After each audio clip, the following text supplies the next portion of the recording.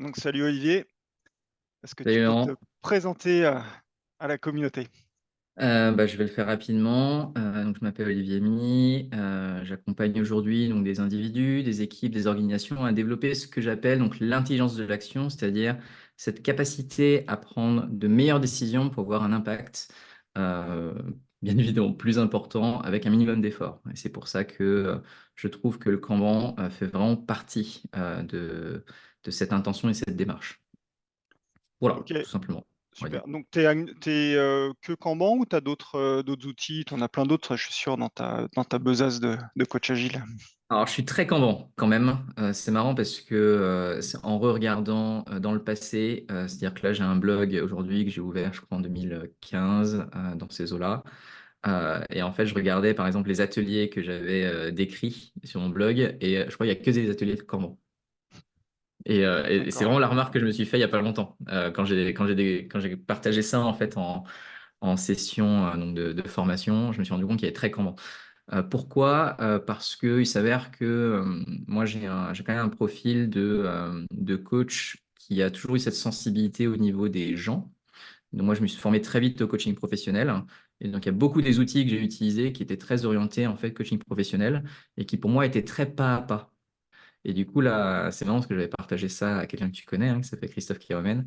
Je me rappelle dans mes débuts où je lui avais dit, je trouve que le Kanban est très similaire au coaching professionnel, sous un certain angle. C'est pour ça que ça m'a parlé en fait très vite dans la D'accord. démarche, dans la manière en fait d'amener les choses. Euh, D'où le fait que je trouve que le Kanban est très humain sous un certain angle pour cette raison. On va Sinon, en en tant reparler. que... On va reparler, va très bien. En tout cas, en tant que coach agile, ce qui n'est plus vraiment le terme que j'utilise pour moi maintenant, mais on va dire que si on va dans cette direction-là, bien évidemment, il y a la base qui tourne autour de Scrum, autour de Safe, parce que dans tous les cas, c'est difficile de passer à côté, selon les versions, encore une fois. Et ensuite, un intérêt pour les alternatives qui sont autour, c'est-à-dire tout ce qui tourne autour de LES, Nexus. Je parle d'Agile à l'échelle là, à l'heure actuelle, mais c'est vrai que aujourd'hui, ce qui pour moi est important, c'est comment est-ce qu'on retourne à la base. Je suis vraiment dans cette démarche aujourd'hui de revenir à la base parce qu'aujourd'hui, on a voulu aller trop vite et je pense que c'est très sociétal ça. À force de vouloir aller trop vite sur tout, bah, du coup, on fait un peu tout et n'importe quoi et surtout, on risque de faire l'inverse de ce qu'on cherchait à faire au départ. C'est marrant, moi j'ai l'impression qu'on va pas assez vite, mais c'est deux perspectives différentes. Alors, donc le Kanban, ça fait longtemps que tu regardes ça. On s'était croisés sur le sujet il y a bien des années maintenant. Tout à Euh, fait. Aujourd'hui, c'est toi qui as pris la relève. Tu as pris repris le flambeau de la Kanban University. Tu fais des formations certifiantes sur Kanban. Euh, En fait, à ce sujet-là, pardon, moi, la question que j'ai envie de te poser, c'est un petit peu quoi neuf sur le Kanban. Moi, j'ai lâché, j'en fais plus vraiment depuis quelques années. Donc, de ton point de vue, ton œil plus frais, qu'est-ce qui a changé depuis ces différentes années? Bah, tu vois, c'est marrant parce qu'avant qu'on se connecte, tu vois, je t'avais dit que je ferais un peu mes devoirs pour préparer un peu cela. Et j'ai re-regardé un petit peu les supports de formation qui étaient proposés que moi j'avais eu à l'époque. Et donc j'avais fait deux niveaux et je regardais un peu ce qui avait changé. Et pour moi, en fait, le gros du changement, ça reste le Canon Maturity Model. C'est-à-dire que le cœur, en fait, vraiment des formations était assez présent, déjà de ce qu'on propose aujourd'hui. Mais pour moi, la grosse évolution, c'est le Canon Maturity Model. Et en quoi c'est une évolution? Et à prendre avec des pincettes, mais j'expliquerai probablement après la démarche que moi j'ai avec. Mais le Kanban Maturity Model, en fait, est une manière de structurer des choses qui étaient un petit peu déstructurées avant. C'est-à-dire que, par exemple, dans les formations initiales, David Anderson, en tout cas, proposait différents niveaux déjà de tableau Kanban. C'était déjà intéressant à cet endroit-là, sauf que là, avec le Kanban Maturity Model, il a structuré quelque chose qui non seulement est intéressant en termes de pratique, mais il l'a étendu au niveau de l'organisation. Et je trouve que c'est ça qui rend la chose vachement plus intéressante parce que ça peut permettre d'avoir une démarche qui va plus loin que simplement le tableau avec des post-it. ce qui malheureusement est souvent resté aujourd'hui dans les équipes et les organisations que j'ai pu voir.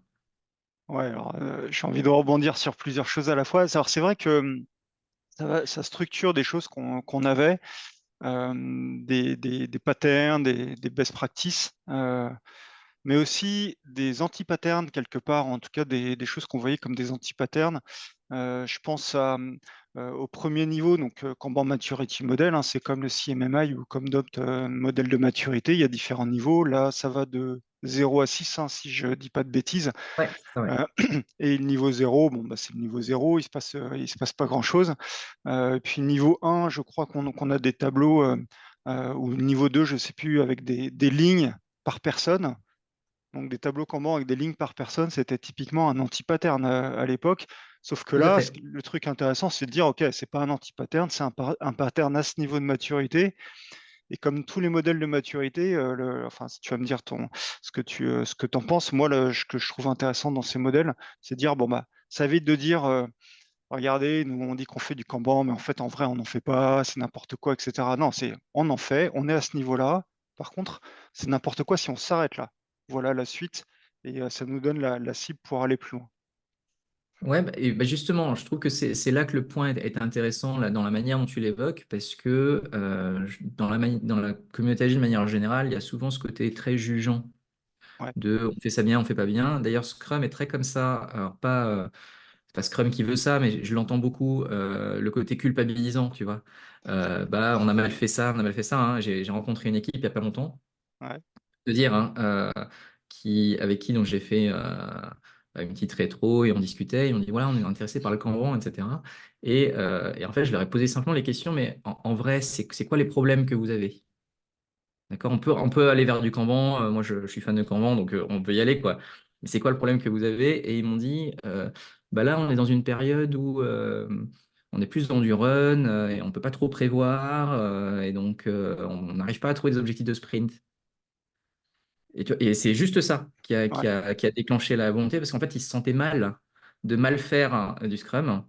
Et du coup, ça a déclenché l'envie de faire autre chose. Donc après, on a un peu clarifié ce qu'on on entendait par Kanban, Mm. mais en fait, ce côté culpabilisant, je l'avais rarement vu de cette manière-là, de dire qu'une équipe qui marche bien, et vraiment, hein, j'aurais demandé, vos clients, ils sont contents? Oui. Vous, vous êtes contents fondamentalement? Oui.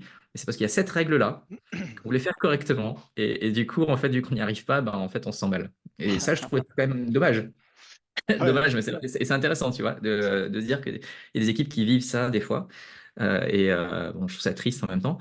Mais le Kanban Maturity Model, ce que je trouve intéressant, en tout cas dans la démarche, dans la manière dont je l'ai comprise, c'est qu'effectivement, déjà, tu as trois niveaux de profondeur Mhm. plutôt que dire voilà, le niveau de maturité, même si c'est un peu ça qu'il y a derrière. Et lorsqu'on parle de niveau de profondeur, c'est vraiment que même lorsqu'on est au niveau zéro, on peut déjà considérer qu'on fait quelque chose. C'est juste qu'on n'exploite pas au maximum en fait le potentiel, parce que le niveau zéro, hein, grosso modo, c'est un peu tout le monde fait comme il veut. Ouais, C'est c'est très rose et vert. anglo-saxon, ça, de dire, OK, même si tu fais rien, tu as quand même une note. Oui, C'est t'as bien, quoi. zéro. C'est mieux que rien de faire quelque Oui, chose. c'est exactement ça. Mais par contre, ce que je trouve intéressant, c'est qu'il a un peu codifié le zéro. Oui, oui, Tu bien vois? sûr. C'est Mm. ça qui est intéressant.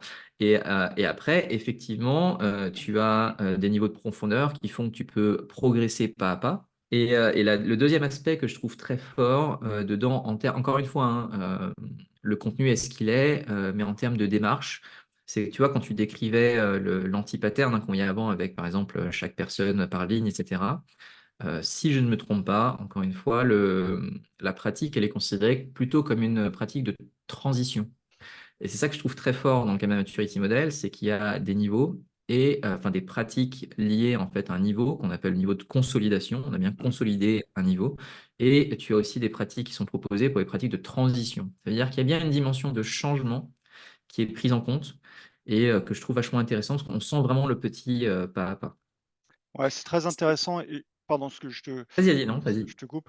En fait, avant qu'il y ait ce modèle de maturité, on avait des prémices de tout ça, hein, et ça se concrétisait, entre autres, au travers du radar Kanban, avec différents axes.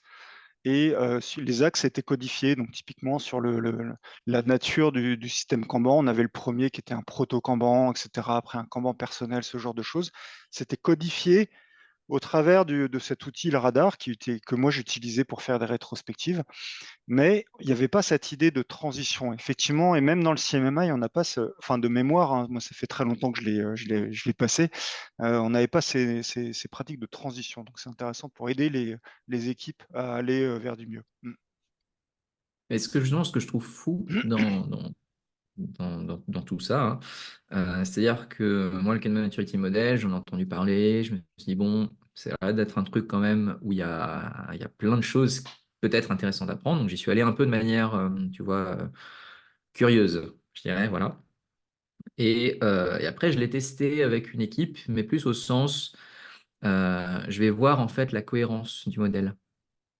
Une équipe que j'ai accompagnée pendant Mmh. 5-6 mois. Là, donc j'ai d'ailleurs fait une conférence dessus pour parler du potentiel inexploité de Kanban. Et avec cette équipe, en fait, je leur ai proposé de lister un peu les pratiques qu'ils ont mis en œuvre, du coup. Mmh. Et ce qui est vachement intéressant, c'est que quand on liste un peu toutes les pratiques qui sont mises en œuvre, en fait, on voit qu'il y a bien une cohérence de nivellement. Ça veut dire que, en fait, ils n'ont aucune pratique du niveau 6, du niveau 5, niveau 4. Par contre, on voit bien le côté où ils sont en train de toucher tel niveau. Donc, forcément, des fois, c'est pas noir ou blanc, bien évidemment, hein, Mmh. mais ils touchent, par exemple, un petit peu du 3, mais ils sont encore pas tout à fait au 2. Donc, du coup, c'est normal qu'ils touchent des choses. Mais vraiment, il y avait une cohérence d'ensemble qui faisait que je trouvais ça fou que ce soit si bien fait, quoi dans cette direction. Après, voilà, je ne l'ai pas fait 50 fois, mais quand je l'ai fait, je fais, il n'est pas con quand même. Ah, il a beaucoup de effectivement, c'est pas un modèle qui a été inventé, a priori, mais plutôt construit a posteriori, je pense. C'est pour ça que ça marche. Et donc toi, Ouais. tu l'utilises, en gros, tu connais le modèle, mais tu l'exposes pas, aux équipes que tu accompagnes. Tu en parles dans les Pas toujours. formations. Comment tu l'utilises globalement? Alors, plusieurs choses, effectivement. Maintenant, j'en parle dans le deuxième niveau de formation Kanban. Parce que du coup, le premier niveau, comme tu le connais, c'est vraiment la partie mise en œuvre opérationnelle. Donc, c'est vraiment les pratiques Kanban au sens global, c'est-à-dire les 6 pratiques Kanban, et on essaye en fait de rentrer dedans. L'intérêt du deuxième niveau de la formation Kanban, c'est vraiment qu'on part sur comment on fait pour améliorer ça maintenant. Et moi, c'était ce qui me manquait à l'époque. C'est-à-dire qu'à Mmh. l'époque, voilà, tu as les 6 pratiques Kanban, tu les as compris théoriquement parlant, euh, mais du coup, tu mets un truc dans une équipe, après, tu fais comment pour aller plus loin? Et est-ce qu'en vrai, c'est possible d'aller plus loin? Tu vois, pour moi, c'était vraiment les questionnements que j'avais. Mmh. Et dans le deuxième niveau de formation Kanban, justement, c'est ça qu'on cherche à faire. Et on s'appuie sur le Canal Maturity Model pour comprendre non seulement là où on est, non seulement en termes de pratique, mais aussi au niveau organisationnel, de quel est l'impact du contexte organisationnel dans lequel on est, et donc des valeurs qui sont associées. Et moi, c'est ça en fait que je trouve vachement intéressant d'associer en fait ces trois éléments, parce que le Mmh. Canal Maturity Model, hein, c'est bien ça, hein. Il y a une dimension culturelle, une dimension en fait de pratique et une dimension d'impact. Et c'est ça que je trouve très fort dans ce modèle, c'est que c'est pas juste un listing de pratiques. C'est qu'en fait, il y a une cohérence des pratiques avec un impact qu'on cherche à obtenir pour éviter au maximum, en tout cas moi, c'est le pattern que je vois tellement régulièrement dans les organisations et que je trouve très triste, c'est de faire du cargo cult. Tu sais, le fait de faire plein de pratiques et puis d'avoir cette impression qu'on est, qu'on a développé telle ou telle compétence. Ouais, ouais, tout à Là, fait. du coup, vu que tu as une ligne, vraiment, tu essaies de voir si tu es aligné sur l'ensemble de la ligne. Et ça, je trouve ça vachement intéressant. Et un exercice qu'on a fait dernièrement, donc c'est très récent, c'est qu'en fait, j'avais fait un. Ça a été un exercice improvisé, mais du coup, ça montre que c'est intéressant. Et en début de semaine, j'avais fait un audit Mmh. chez un client.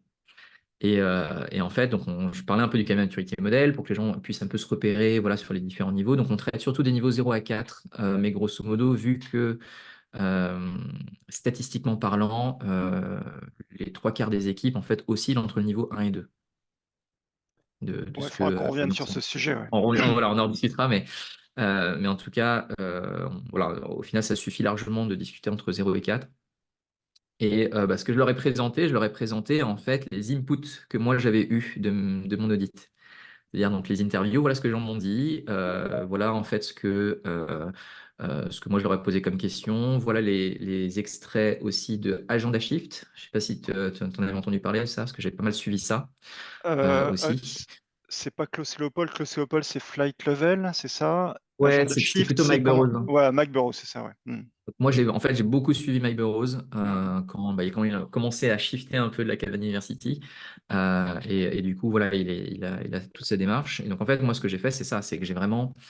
C'est le euh, framework statique, alors, entre c'est autres. statique, mais c'est aussi toutes les valeurs qu'on vend. Oui, oui. Et les valeurs, Euh, tout à fait, ouais, ouais. ouais. Et puis après, il a shifté sur les agendas. Et puis, en fait, il a structuré la stratégie autour des agendas, etc. Enfin, je trouve vraiment qu'il a fait des trucs très bien. Et c'est aussi lui qui m'a permis de me rendre compte que ça pouvait aussi être très humain. Moi, j'avais la sensation que ça pouvait être très humain. Et lui a redonné cette couleur-là. Alors, je te... ouais, pardon, tu étais sur ton Ouais, voilà, audit. je Ouais, termine ouais. juste ça, excuse-moi, des fois je dérive. Euh, et donc, en fait, je leur ai donné juste les inputs, donc pas mes conclusions de l'audit et la stratégie que je propose. Je leur ai juste donné, voilà les inputs que vous avez. Et du coup, avec le Cayman Maturity Model, qu'est-ce que vous pouvez dire? Donc, non seulement, à votre avis, ils en sont où? Mm. Et si vous deviez leur proposer quelque chose, à quel endroit, en fait, vous proposeriez, qu'est-ce que vous feriez? Ah, c'est intéressant. Et d'une manière très, très, très étonnante. Donc, il y avait 3 groupes. Les 3 groupes sont allés dans la même direction. Donc, c'est très intéressant de voir qu'en fait, c'est suffisamment structuré pour que les gens puissent dire, bah, nous, on pense vraiment qu'ils sont à ce niveau-là. Et après, ils ont aussi bien compris la démarche en tout cas, il y a eu des conversations autour de ça, par exemple, là, ils étaient au niveau 0.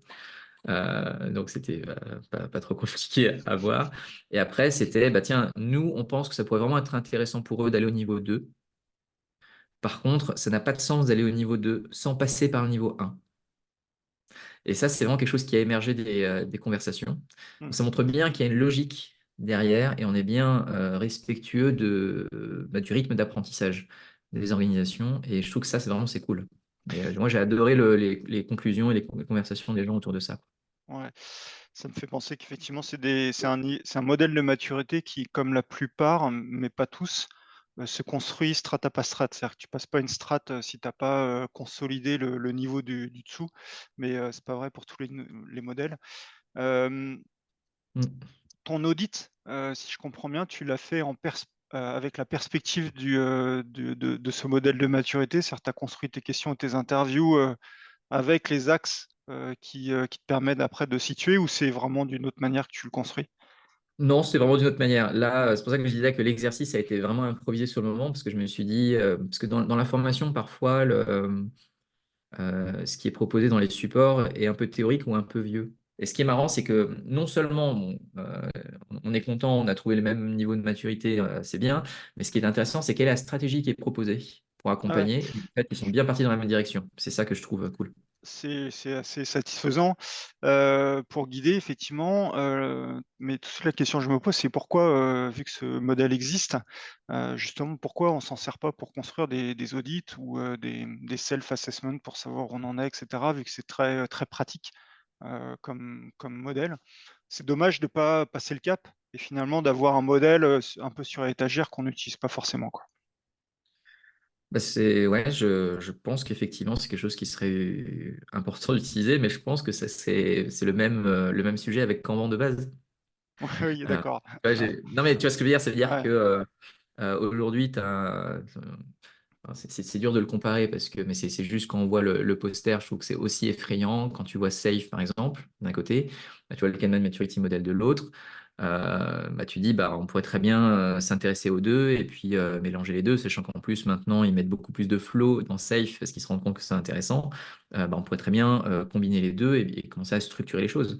Et il s'avère juste que j'ai l'impression quand même que déjà tout ce qui tourne autour de David Anderson, au vu des impressions qu'il a pu faire en France, je crois les dernières années, j'ai dit comme en France, n'a pas trop aidé. Mais c'est vrai que bah, malheureusement, il y a pas un intérêt particulier pour comment, ou en tout cas, il n'y a pas une même compréhension de ce que ça peut apporter. Ça veut dire que aujourd'hui, moi, je vois le Kanban beaucoup plus comme une stratégie, et tu vois, José l'amène pas mal aussi dans cet angle-là, hein. Une stratégie de changement, plus que vraiment dans les pratiques en elles-mêmes, hein. Ouais, Et c'est vrai que, et je trouve que dans le vocabulaire, c'est pour ça qu'il y avait tu as vu passer le fil LinkedIn il n'y a pas longtemps, où il y a quelqu'un qui parlait de Kanban avec un grand K, un petit K, etc. Bon, j'ai pas tendance à trop me battre sur ces trucs-là la plupart du temps, mais je trouvais quand même que c'était intéressant de voir que souvent les gens disent, par exemple, euh, ouais, je fais du Kanban parce que j'ai un Kanban. Et le terme Kanban est associé au tableau directement. Et en ouais, fait, c'est on- c'est c'est associé au management visuel du tableau, notamment Scrum, enfin du Scrum Board, et ça va ouais, pas forcément plus loin et c'est le niveau 0 ou le niveau 1, je sais pas, du du modèle de maturité. Et donc ouais, alors justement, j'aimerais bien voir, ouais, ces histoires de vocabulaire avec un petit K, un grand K. J'avais fait l'exercice moi aussi quand j'avais écrit le livre. Mais tu fais ouais. l'exercice pour le livre et puis après tu l'oublies parce qu'en vrai, c'est pas le sujet. Mais à un moment donné, il faut bien poser quelques bases, en tout cas Non, mais tout à sémantiques. fait. Mais si on en est encore là, je trouve que c'est qu'on a encore un énorme chemin à faire.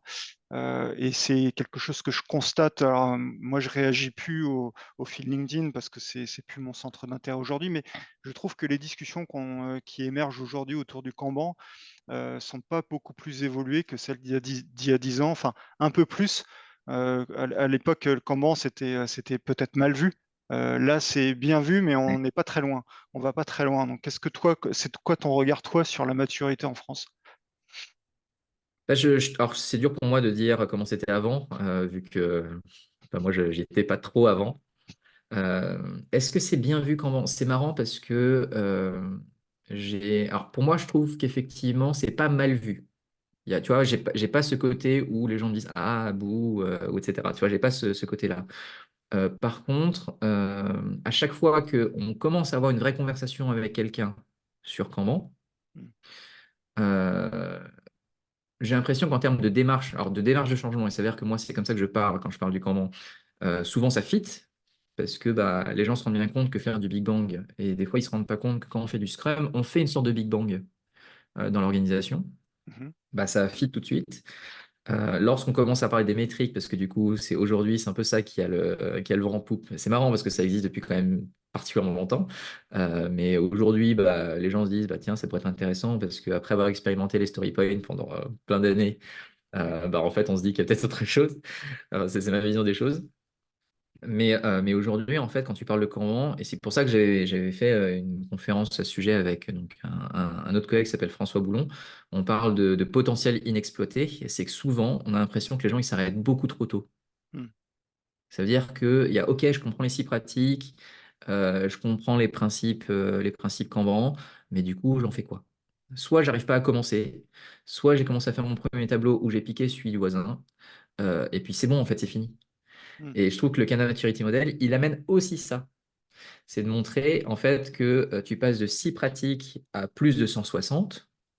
Et en vrai, on s'en fout de faire les 160. C'est juste de se dire qu'il y a des niveaux de profondeur dans chaque pratique et qu'en fait, ne vous arrêtez pas là parce qu'en fait, vous perdez des bénéfices que vous pourriez obtenir avec une démarche qui s'adapte encore plus à votre écosystème parce que bah, justement, elle part de là où vous êtes. Hmm. Elle n'est pas là à vous dire vous êtes des mauvais parce que vous ne faites pas ça. C'est au contraire, vous dit voilà la piste que vous pourriez prendre et si elle vous convient, bah, allez-y. Et vous pouvez aller à la vitesse que vous voulez selon encore une fois, le niveau d'impact que vous voulez avoir à l'extérieur. Parce que, en fait, typiquement, un truc que moi, sur lequel j'ai beaucoup appuyé ces derniers temps et qui vient aussi de David Anderson, euh, c'est le terme amélioration continue. C'est-à-dire que lui, aujourd'hui, il n'utilise plus le terme amélioration continue. Donc moi, j'essaie de moins l'utiliser aussi maintenant, mais c'est parce que dans le monde de l'agilité, il y a un petit peu ce côté, euh, bah, il faut faire de l'amélioration continue.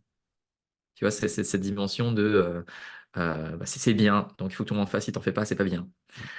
Et ce que je trouve que David Anderson a apporté et qui est intéressant, c'est que lui, il amène la notion de fit for purpose beaucoup. Tu vois, est-ce que, Que bah, tu en gros, on traduis est à comment?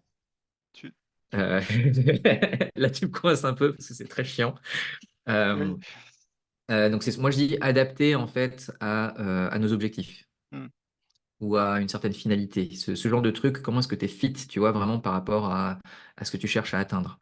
Et du coup, moi, je me dis juste que soit les organisations, elles arrivent à atteindre un niveau où, justement, par rapport à ce qui rentre, ils arrivent à sortir ce qu'il faut pour que ce soit équilibré, donc ils sont bien adaptés. C'est juste qu'à un moment donné, quand tu as cette conversation avec des managers, c'était comme ça qu'il expliquait Navid Anderson Mm. sur le sujet, bah, c'est beaucoup plus facile de valoriser de l'amélioration continue avec un objectif, qui est notre objectif, c'est d'être adapté par rapport à la demande, au marché et notre capacité, tu vois, plutôt de dire juste c'est des coûts qu'on va générer pour s'améliorer. Et du coup, c'est juste que, bah, en fait, quand on y réfléchit bien, bah, tu vas commencer à déclencher cette amélioration pour atteindre ce niveau. Mais si le monde il bouge beaucoup autour, bah, forcément, tu vas toujours être en train de courir après, ce qui est une autre démarche. Mais au moins, je trouve que c'est plus juste pour, pour avoir une C'est stratégie en fait cohérente. ouais, c'est hyper intéressant. C'est vrai qu'à l'époque, moi aussi, je parlais de démarche d'amélioration continue, pour aller vers du flux tiré, donc s'appuyant sur des Ouais. process. J'en parlais comme ça. Ça permet effectivement de se dire, on ne s'arrête pas là où on en est, mais il y a bien une suite. Et on reviendra Mm. sur la maturité en France parce que moi aussi, cette démarche d'amélioration continue, on avait du mal euh, à, à la, comment dire, pas l'engager quand nous on accompagne les équipes ou les systèmes, mais à ce qu'elles vivent bien. Et puis ce que je constatais quand j'allais voir, c'était pas des audits, mais j'allais voir des équipes qui l'avaient mis en place. Effectivement, je constatais qu'elles étaient à un certain niveau, qu'elles voulaient pas bouger. Donc démarche de changement, c'est intéressant. Le fit for purpose, en fait, ça me fait penser au, c'est Amand qui fait la distinction entre adaptation et adaptabilité. Et en fait, le fit for purpose, on est plus dans l'adaptation, c'est-à-dire optimiser pour l'objectif qu'on doit rendre et le contexte dans lequel on est. Et puis Ouais, l'adaptabilité, c'est la capacité de changement. Mais donc là, dans le Kanban, j'entends qu'il y a les deux, mais on se positionne d'abord dans l'adaptation. Mais ok, démarche de changement, donc c'est intéressant de voir que l'intention au travers de cette sémantique change un petit peu également. Maturité en France, donc on parlait tout à l'heure de, tu parlais qu'il y avait 75%, bon, c'est pas des statistiques, non, c'est voilà, c'est c'est ton feeling, tout à fait. ouais, de dire qu'il y avait, qu'elles sont entre 0 et 2, c'est-à-dire qu'elles sont au niveau de maturité, donc bah, les premiers étages de la fusée. Moi, à l'époque, j'avais le même constat, alors pas par rapport au modèle, mais mon constat, c'était que on mettait assez vite les gens, comment dire, en capacité de maîtriser ce qu'ils faisaient, leur flux, leur process, voire de le faire évoluer un petit peu. Mais l'étape d'après, qui était d'optimiser, et d'optimiser avec une démarche construite, donc à la fois avec des métriques, mais pas forcément que ça, mais surtout maîtriser dans le sens où on fait une hypothèse, le PDCA, on fait une hypothèse, qu'est-ce qu'on Ouais. apprend, on teste et on prend le temps de vérifier l'impact de nos changements sur à la fois notre manière de travailler, le système et la performance. Ça, je trouvais que il y avait peu d'élus, peu d'équipes qui allaient sur ce sujet. Et alors, le sujet d'encore après, qui est donc les niveaux de service, enfin l'engagement de service, on va dire avec les classes de service, là, il y en avait très, très, très peu, quoi. Par contre, celles qui allaient, voilà, elles avaient gagné en maturité, en plein de choses, mais très peu d'y allaient. Donc, toi, tu constates ça également, hein? Ouais, je te rejoins tout à fait. En fait, du coup, sur le Canada Maturity Model, tu vois, le niveau zéro, c'est vraiment tout le monde fait un peu comme il veut. Et du coup, bah, tant que ça marche, tant mieux, mais c'est pas du tout structuré. Tu as le niveau un que tu décris, qui pour moi est ce que je vois vraiment, bon, je vais dire trois quarts, mais bon, encore une fois, tu vois que les statistiques, hein, c'est vraiment un truc que je donne un peu au feeling. Mais les trois quarts des équipes, que je vois, que ce soit Kanban ou Scrum d'ailleurs, c'est que ça ressemble un petit peu à un village gaulois. C'est-à-dire que tu as les équipes qui se sont construites elles-mêmes sur comment est-ce qu'elles fonctionnent. Hmm. Et puis ensuite, il y a un petit peu voilà, les méchants, ils sont à côté, quoi. Et nous, en fait, on fait du bon je ne sais quoi. Et le niveau 2, c'est l'orientation client. Et du coup, c'est là où tu commences à faire, à étendre tes systèmes Kanban en amont et en aval. Ouais, Et c'est intéressant parce que ça existe depuis très longtemps, bien sûr. mais il y a tout un truc en ce moment sur ce sujet-là. Et aujourd'hui, j'ai beaucoup d'organisations que j'accompagne ou j'entends d'autres personnes qui disent, voilà, on est encore en train d'essayer de faire communiquer les IT et les métiers. Et je trouve que, tu vois, culturellement parlant, ça veut bien dire qu'on en est encore là, en fait, à Hmm. déjà essayer de créer cette communication, ne serait-ce qu'horizontale. Je trouve, et ça, du coup, c'est juste le niveau 2 D'accord. du modèle de maturité, quoi. Et c'est assez intéressant parce qu'en fait, tu as deux manières, t'as deux perspectives dans le Kanban. Ça a toujours été pour moi un sujet de réflexion. Se dire, OK, bon, a priori, la cible, c'est du flux bout en bout, c'est la chaîne de valeur. Si on veut être orienté utilisateur, client, évidemment, il faut qu'on soit à même de délivrer voilà, quelque chose enfin, rapidement, etc. Et donc, le fait de communiquer du métier, l'IT, la prod, bah, c'est tout à fait naturel. Et donc, on essaye de faire un Kanban, non pas équipe, mais chaîne de valeur. Pour autant, quand on va vers au niveau entreprise, donc avec du Kanban à l'échelle, à un moment donné, on parle d'agilité organisationnelle et l'agilité organisationnelle, elle se construit plutôt sur le fait qu'on ait un réseau de Kanban avec des interdépendances fortes, et que, l'agilité organisationnelle, c'est pas le fait qu'on soit en réseau de Kanban, c'est le fait que le réseau de Kanban, bah, on puisse le reconfigurer. C'est là où on commence à avoir de l'adaptabilité, pas de l'adaptation, heu, et qu'on va vers Ouais, l'agilité, ok. et c'est dire, bah, ouais, c'est facile, hein, si l'offre, si la demande, elle change, donc bah, nous, on va se reconfigurer. C'est pas seulement sur une chaîne de valeur, on adapte notre capacité à faire par rapport à la demande, parce que ça, c'est le principe du flux tiré. C'est dire, maintenant, Mhm. si la demande, elle change, on va se reconfigurer pour pouvoir répondre à la demande, et ça, si je prends une image, c'est une configuration, c'est une architecture, microservice. C'est dire, bah, on va faire notre produit ou notre offre en piochant dans notre catalogue de microservices pour construire une nouvelle offre. Et dans la partie Kanban, ça veut dire, bah, en fait, j'ai des petits systèmes Kanban et pas des chaînes de valeur que je peux reconfigurer pour créer une nouvelle offre. Et c'est ça l'agilité organisationnelle qui est vendue. Mais quand je dis vendue, c'est pas négatif, hein. Mais en Ouais, fait, ouais. là, on commence à voir une espèce de différence de point de vue entre l'agilité, enfin, entre le Kanban du point de vue de l'agilité organisationnelle entreprise et le Kanban du point de vue justement du flux de valeur utilisateur. Voilà. Je ne sais pas qu'est-ce que tu en penses. J'ai l'impression qu'on n'en est pas encore au niveau d'après et que déjà, on essaye de stabiliser le niveau d'avant. Alors, je te rejoins toujours tout à fait sur ça. J'avais envie de reprendre et rebondir sur un truc que tu avais dit un peu au début de notre échange, qui était, toi, tu as l'impression qu'on va trop lentement et moi, j'ai l'impression qu'on va trop vite. Euh, Parce que du coup, je pense qu'on est quand même d'accord. C'est juste qu'on ne prend pas sous le même angle. C'est que moi, j'ai l'impression en fait qu'on va trop vite dans la mise en œuvre de pratiques, Ouais. sans forcément trop savoir pourquoi. Ce qui fait que, par exemple, il y a des gens aujourd'hui qui font du safe et qui ne savent même pas fonctionner en fait en une équipe seule. Et du coup, je mets en place plein de pratiques et du coup, je crée énormément de bruit sur quelque chose. Ça donne l'impression que je suis allé très vite, mais par contre, en fait, j'ai toujours pas compris ce que je fais au départ. Hmm. Moi, c'est plus dans cette dimension, on va trop vite dans la mise en œuvre de pratique parce qu'on n'a pas en fait laissé le temps en fait aux gens d'apprendre. Donc ça, c'est un premier aspect. Ok, donc du coup, oui, donc je parlais de la partie on va trop vite, etc. Hmm. Et pourquoi je dis ça, c'est parce que quand tu parles par exemple de Kanban à l'échelle aujourd'hui, et ça je l'ai vu parce qu'on l'a fait en deuxième, sur la deuxième formation Kanban, Mhm.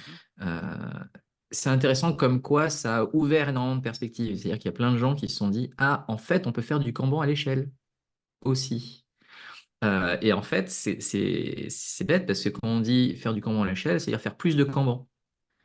Et dit autrement, et en fait, tu vois, tu refais le truc en reverse un peu, et du coup, ça veut dire quoi faire du Kanban? En fait, c'est partir de là où on est, et c'est commencer en fait de faire du flux, etc. Et après, tu repars dans l'autre sens pour dire, OK, mais du coup, comment est-ce que ça s'échelonne? Hmm. Et je trouve qu'en fait, effectivement, avant d'avoir cette adaptabilité, donc cette compétence de réorganisation spontanée, je dirais, en fait, il y a déjà tout ce terreau de comment ça marche. un petit peu structurellement parlant et dans une petite équipe. Et c'est ça que j'aimais bien dans le côté, tu disais, bah, préfère faire des trucs plus petits, et c'est un petit peu ça qu'on a un peu oublié, je trouve, des fois dans l'agilité. On préfère faire des gros trucs mastoc plutôt que faire des trucs petits pour nous donner cette flexibilité. Mais là, effectivement, à l'heure actuelle, c'est comment on pose déjà les bases de qu'est-ce que ça veut dire de faire du Kanban. Ça pourrait être du Scrum, ça peut être autre chose hein, d'ailleurs, hein. Mais comment est-ce qu'on pose les bases et comment est-ce qu'on les fait s'échelonner. Et aujourd'hui, la proposition de l'Academy University, elle est en fait très légère, ce qui fait que du coup, ça peut être déroutant. Et Mhm. je pense que c'est aussi ça qui fait que le Kanban a assez peu de succès de manière générale, hein, parce qu'il est trop léger. Donc du coup, entre guillemets, c'est ce qui empêche des fois certaines personnes de pouvoir y aller. Euh, c'est que tu dois construire des tableaux Kanban. Donc, c'est le flux vraiment de valeurs peut-être intrinsèques à une équipe que tu essayes en fait de mettre en exergue. Et ensuite, tu essaies de réguler ça avec les cadences. C'est vraiment comme ça en fait que la Cayman University en fait propose de travailler sur du Kanban à l'échelle. C'est Mhm. vraiment d'identifier les différents services de l'organisation. Donc, soit tu les connectes, soit tu les interconnectes pas.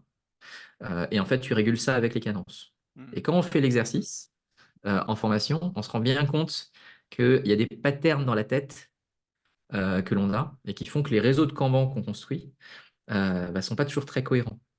Et typiquement, s'il y a bien un truc qui semble avoir ouvert énormément de perspectives à certaines personnes, c'est le fait de réunir plusieurs équipes sur un même Kanban.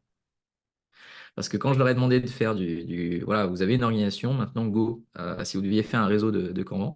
Et Mhm. en fait, qu'est-ce qu'ils ont commencé à faire tout de suite? Ils ont pris un Kanban, une équipe, un Kanban, une équipe, un Kanban, une équipe. Et ils ont reproduit en fait le schéma que tu as dans du safe, dans du less, etc., quoi, tu vois. Mhm. Et rien que le fait de discuter des cadences Kanban, donc je suis un peu mitigé hein, sur les cadences Kanban, parce qu'il y en a des fois beaucoup, etc. Mais Tu bon, parles peu importe. des cadences à tous les niveaux hein, qui permettent tout ça de s'orchestrer. Ouais, les 7 du coup. Ouais. Mhm. Donc celles sur niveau équipe, puis ensuite celles qui montent. Ouais. Donc voilà. Et en vrai, il y en a encore plus maintenant, il me semble. Bref.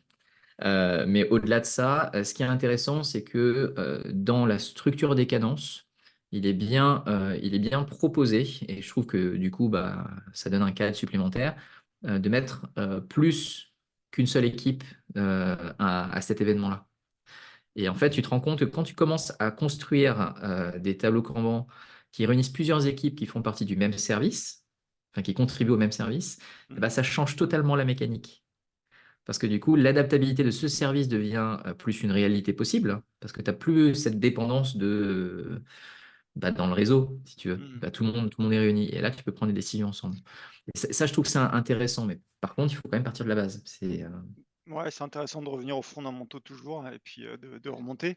Mais le point, et j'ai pas encore les idées claires moi là-dessus, hein, c'est que en fait, plus tu agrèges comme ça au niveau justement d'un service ou du service que tu rends les différentes équipes, plus en fait tu vas rigidifier. En tout cas, plus tu vas mettre de l'inertie au changement par rapport à ça. Et en fait, toute la question entre la vision entreprise et la vision équipe, c'est le curseur. Où est-ce que tu Tout à t'arrêtes? fait. Et donc ça, c'est pas forcément simple, mais c'est un autre sujet. C'est un autre sujet. Mais par contre, là où je trouve que tu touches du doigt un point important, c'est qu'effectivement, c'est une notion de curseur. Et donc, c'est ça qui fait que le contexte est important Mm. par rapport à ça. Mais c'est qu'il y a aussi toujours un historique. C'est-à-dire toujours avec des gens qui ont un positionnement particulier dans l'organisation, etc. Et donc, c'est comment est-ce qu'on replace un petit peu tout le monde dans quelque chose qui est cohérent par rapport à ce qu'on cherche à faire. Et Exact. je trouve que c'est un petit peu la fausse promesse d'un safe, mais d'un scrum, en fait, aussi parfois, des fois de changer les titres des gens, parce que du coup, dans une organisation X ou Y, des fois, c'est beaucoup plus perturbant identitairement parlant, que de partir de là où on est et d'abord de travailler sur c'est quoi qu'on fait aujourd'hui. Ce qui apparaît idiot, hein, toujours à première vue. Et puis en fait, quand on fait l'exercice, on se rend compte qu'on pourrait faire autrement naturellement. En fait, la motivation pour faire des choses différemment émerge plutôt que d'avoir imposé quelque chose, quoi. Et les rôles, ils viendront après si besoin, tu vois. Ouais, ouais, bien sûr. Mais en fait, c'est moi ce qui m'avait plu également aussi dans le Kanban, c'est de partir de là où on en est et de construire et de s'améliorer avec notre intelligence commune ou collective. Et en fait, ça fait écho. Alors moi, j'étais très Scrum aussi, hein, donc Mm. les deux approches me convenaient bien et selon les contextes, c'était plutôt l'une ou plutôt l'autre. Mais c'est de se rappeler que les coachs agiles, on a compris, enfin, et c'est pas que nous, hein, on digère ce qu'on a appris, mais qu'on a compris que c'était un système complexe, l'organisation, et que donc à ce titre, l'histoire de ce système est important pour construire le futur. Et donc, on ne fait pas un R à Z en plaquant un framework dessus. Ça n'a pas tellement de sens. Et ces frameworks-là, quoi qu'ils arrivent, devraient être plutôt des, euh, des modèles pour nous guider et construire notre propre organisation. En tout cas, moi, c'est comme ça que je faisais mon métier de coach agile. Mais bon, c'est un autre discussion. Il y a un des points que tu as abordé et qui me paraît très différent par rapport à ce qu'on faisait avant. Enfin, en tout cas, moi, comment je l'abordais. C'est cet aspect humain. Alors juste pour situer, donc tu as parlé de l'humain, on a parlé des 3 dimensions culturelles, impact et pratique, donc cet aspect culturel et enfin, qui est porté par des valeurs, donc c'est Mike Bureau qu'on avait parlé le premier effectivement. Et pourquoi je mets ça en avant? Bah, pour deux aspects. Déjà, un, l'humain dans l'agilité, c'est important. Donc, c'est peut-être ça qui va bien repositionner le Kanban dans la boîte à outils de l'agilité, ce qui n'était pas du tout évident au départ. Et le deuxième point, c'est moi, en tant que coach Kanban, en fait, ce qui me plaisait, c'est justement l'approche système. Et pourquoi? C'était que bah, l'amélioration continue, je la trouvais plus simple. Non pas en se réunissant en disant qu'est-ce qu'on n'a pas bien fait, ou bien fait ou pas bien fait, comment on peut s'améliorer. C'est s'il y a des choses qui ne vont pas, en fait, c'est le système qui est pas bon. Et donc, on va se préoccuper à améliorer le système. Et nous, on part du principe qu'on a fait au mieux avec le système qu'on a. Et donc, en fait, l'amélioration continue était bien plus débridée, bien plus sereine, parce que c'est le système, voilà, tout simplement, qui va pas, c'est pas nous. Et donc, ça me paraissait, enfin, ça m'a toujours paru être une approche qui finalement sont bons pour les personnes, mais le point d'entrée, c'est le système. Voilà, donc je ne sais pas ce que tu en penses. En tout cas, pour moi, cette différence de perspective est significative de la progression du Kanban. Mais tu vas nous en dire plus? Je sais pas trop comment aborder ça, mais je vais aller dans ton sens. Tout simplement parce que je me rappelle quand moi je me suis formé au Kanban, c'est-à-dire avec toi, je t'avais posé cette question. Et je sais pas si tu t'en souviens, parce que ça date quand même maintenant. Mais justement, je t'avais dit, ouais, mais en agilité, on dit individu interaction plus que processus et outils, et du coup, comment ça se positionne? Et j'ai toujours gardé ta réponse en tête. C'est pour te dire C'était ça. laquelle? Et non, mais c'est pour ça, c'est vrai, je ne sais pas si tu es toujours d'accord avec toi-même de l'époque. Peut-être pas. Dis-moi. Mais ce qui est intéressant, c'est que tu m'avais dit, c'est le Kanban, c'est agile, mais pas au début. Et en fait, je trouvais ça intéressant comme démarche, parce qu'effectivement, la première chose, je ne sais pas si tu te souviens des fois de ce que tu dis, mais Non, ça commence. Je le disais plus ces derniers temps, mais je m'en rappelle maintenant. Ouais. Ouais. Et en fait, alors, je suis assez d'accord avec toi sur le fond, parce que effectivement, la focale sur laquelle on porte notre attention, c'est le process. Mm, C'est juste que on peut ramener les gens très vite. Ça veut dire que, encore une fois, quand on parle du manifeste agile, on dit individu interaction plus que processus et outils, mais on dit aussi surtout, c'est que les processus et outils doivent être au service des individus et des interactions et pas l'inverse. Et quand tu expliques tout à l'heure, bah, en fait, on étudie le système pour permettre aux gens bah, de pouvoir réfléchir et de s'améliorer, on est tout à fait dans cette direction-là. C'est juste qu'on n'est pas on va dire dans l'illusion de, bah voilà, les gens, on va leur poser des questions, et puis d'un coup, il y a les grandes idées qui vont sortir, et surtout, ils vont tous se mettre en œuvre dessus. Parce que souvent, quand on fait ça, le problème, c'est qu'ils n'ont pas le même objectif, ou ils n'ont mm, pas la même vision des choses. Donc ça, c'est un premier aspect. Donc moi, j'ai toujours gardé cette idée en tête. Le comment, on peut considérer que c'est pas agile au début, mais c'est très rapide, très rapidement le cas parce qu'en fait, on va réunir les gens. mm, Et un des principes communs que moi, sur lequel j'appuie beaucoup aujourd'hui, et qui était un peu moins le cas avant, mais c'est juste que je l'avais pas trop en tête, parce qu'il existait hein, à l'époque déjà, mm, c'était bah, en fait, le Kanban, ça gère le travail et pas les gens. mm, Donc la focale que tu as est bien sur le travail et le système. Mais par contre, tu t'assures qu'il y ait bien en fait une auto-organisation autour du travail. Et donc, tu es bien en train de créer un process pour être en soutien des équipes, des individus et des organisations, quoi. Donc là, je trouve que vraiment, on est bien dans de l'agilité, quoi qu'il arrive. Donc ça, c'était pour préciser et puis pour avoir une petite touche de nostalgie.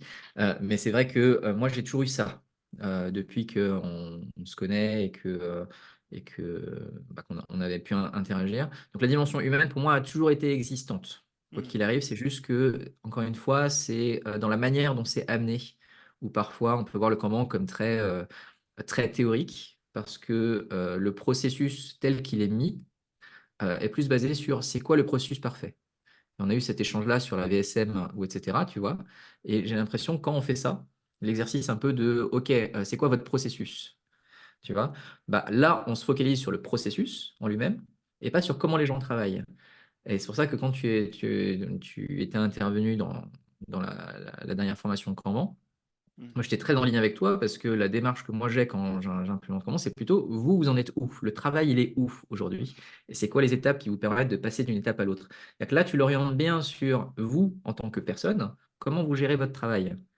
Et là, on commence en fait à être dans la dimension de je vois pourquoi ça me sert et je vois en quoi ce processus-là Mm. peut nous aider en fait à prendre de meilleures décisions ensemble.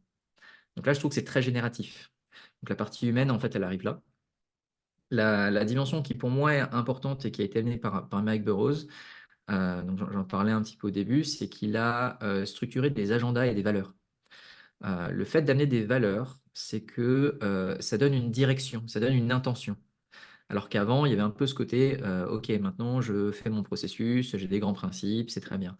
Le fait de monter au niveau valeur, c'est que ça nous donne une direction de quelque chose qu'on trouve bien. C'est ce qui nous guide en tant qu'être Mm. humain, hein, d'une certaine manière. Et en fait, le fait d'en avoir structuré 9, donc ça fait quand même beaucoup, hein, 9, en fait, il les a rangés selon des agendas. Et c'est ces agendas-là, moi, que j'ai trouvé vachement intéressants quand j'avais suivi un peu Mike Burrows à l'époque, parce que déjà, il s'adresse potentiellement à des gens différents. Tu as le premier qui est l'agenda de soutenabilité, qui est généralement plus au niveau des équipes. Si je te le fais de tête, je les aurai pas toutes, mais là, tu as de la transparence, de la collaboration et de l'équilibre, et on voit bien que c'est ça qu'on fait, principalement. Et donc, tu vois que derrière tout ça, bah, tu mets les pratiques que tu veux mettre en œuvre, mais ça donne du sens aux pratiques. Et c'est ça Mm. que je trouve Ok. important. Tu as le deuxième agenda, qui est l'agenda orienté service. Dit autrement, là, tu commences à te poser la question, mais c'est qui mes clients? Comment est-ce que je peux y répondre de manière efficace? À quoi correspond ma demande, ma capacité à faire? Et surtout, moi, en tant que manager, comment est-ce que je peux m'assurer que ce que l'on fait, ça répond bien aux attentes qui sont au-dessus et sur le côté? Donc là, tu es bien dans l'orientation service. Donc, tu as tout un truc autour du flux, de la focalisation client et je ne sais plus quoi. J'ai plus tout en tête. Et tu as le dernier agenda qui est l'agenda de survivabilité, si c'est français. Et ça, c'est beaucoup plus orienté organisation. Comment est-ce que nous, en tant qu'organisation, on peut bien comprendre notre écosystème, donc le nôtre et ce qui nous entoure, pour pouvoir répondre de la manière la plus efficace. Donc Mm. là, on est bien dans l'adaptabilité, du coup, Ouais, tout à que fait. tu Ouais. évoquais. Mm. Et je trouve que tu vois, cette dimension d'agenda, enfin, moi, ça m'a vachement aidé à me dire, OK, mais voilà la stratégie que je veux utiliser en utilisant que du Kanban. Et c'est ça, en fait, que je trouvais la beauté de la chose. Souvent, plutôt que de tout se rajouter derrière. Enfin, j'ai lu dans le, dans le Kanban Maturity Model que effectivement il arrive à mapper les valeurs par niveau. Mais je pense que ça Ouais. rejoint cette histoire d'agenda euh, que je connais moins, qui est intéressant. Alors on dit que le Kanban est simple, mais au final, je faisais mes petits calculs, donc il y a 7 niveaux de maturité, 7 cadences, 160 pratiques, 9 valeurs. Ça commence à devenir quelque chose de complexe finalement. En tout cas, de Oui. complexe, je sais pas, de compliqué en tout cas. Oui, alors c'est intéressant que tu évoques ça parce que c'est la réaction que j'ai eue en formation aussi. C'est-à-dire que ce que les gens avaient commencé à apprécier, c'est le côté léger de Kanban, le côté on part de là où on est, on progresse au fur et à mesure. Et puis d'un coup, boum, tu as une cartographie avec voilà, 160 pratiques. Et le pire, c'est que moi, je leur ai dit, ce n'est qu'une seule vue de la chose. Parce qu'en fait, Voilà, d'ailleurs, Anderson a fait plein de trucs, plein de vues différentes de la même Ouais. chose, Mhm. ce qui est très intéressant. Et d'ailleurs, c'est peut-être pas la vue pratique qui est la plus intéressante au départ. C'est plutôt la vue impact. Comme ça, au moins, en fait, ça donne Ah des oui. objectifs. Mhm. C'est pour ça qu'il a une vue qui est peut-être celle qui est plus intéressante à montrer, par exemple, à des sponsors, à des gens comme ça, parce que du coup, c'est quel objectif vous voulez atteindre. C'est ça qui est plus intéressant. Après, tu prends les pratiques pour les équipes. Euh, Moi, la manière dont je le vois, et ça a été une des questions et une des manières de faire l'exercice que je t'avais décrit Mhm. tout à l'heure, c'est de comprendre que ça reste qu'un guide et que ce qui est important, c'est pas de tout faire.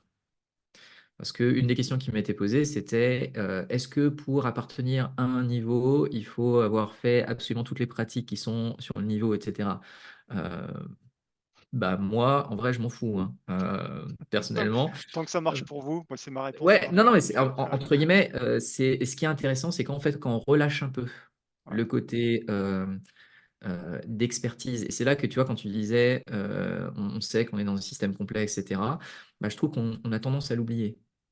C'est-à-dire qu'il y a un petit peu cette tendance de l'expert, du coup, à vouloir, tu vois, aligner tous les 1 et tous les 0. Alors qu'en fait, en fait, une culture organisationnelle, une équipe, une performance, c'est pas quelque chose qui est forcément, euh, enfin, c'est analysable, c'est quantifiable, etc. Mais c'est pas forcément tangible. Tu vois? Et du coup, c'est quand tu sens que, grosso modo, l'histoire de l'équipe, elle ressemble plus à l'histoire qui est racontée par rapport au niveau 2 qu'au niveau 1, tu peux considérer qu'elle est plutôt au niveau 1. Voire même, l'intérêt, c'est que tu as des niveaux de transition. Elle est en niveau 1, transition 2. Après, en vrai, on s'en fout de mettre des étiquettes en fait aux gens. Non, mais tu vois, je sais pas si tu vois ce que je veux dire, mais dès que tu commences à mettre un modèle, tu as des gens voilà, qui voient le côté déjà jugeant de la chose. Voilà, je suis en 0, je suis pas en 3, etc.